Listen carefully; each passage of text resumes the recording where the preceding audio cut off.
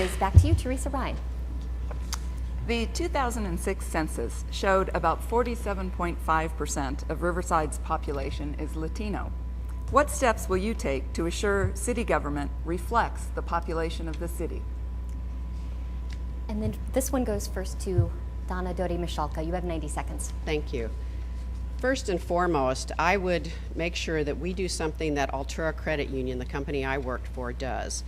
We make certain that we know every year what the ratio is within our city for the various ethnicities, and we strive to hire to make our employees look just like the city of Riverside. I would make sure that I work with the Human Relations Department and with the Human Resources Department in the city as the other council members and keep this balance going in Riverside. As a council person, what I would bring to the Hispanic community and other ethnic communities is what I would bring to all citizens, and that is open and accessible person. I would make sure that the playing field is level, that every person, regardless of race or ethnicity, have the same opportunities, be listened to, and have the same access to me. Thank you.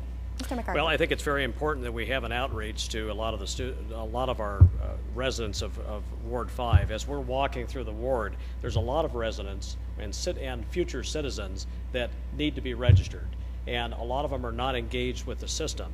But going back to this fundamental question again, I think it's important that we engage all of our residents to be involved. The Riverside Neighborhood Partnership is a great organization. We need to clean our neighborhoods up. People are concerned about the roads. They're concerned about graffiti. They're concerned about the soul of their neighborhoods falling apart. Going back to the channel along Monticello, if you live in that area and you're a resident, whether you've been here for 50 years or you've been here for 5 months, regardless of ethnicity, we need to make sure that our neighborhoods are not falling apart.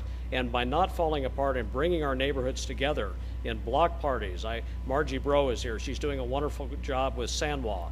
But that's what we need to do. We need to bring our neighborhoods together regardless of ethnicity, because for one reason, we're all Riversiders and we're all Americans, and that's the bottom line. Thank you. Ms. Michalka, 30 seconds.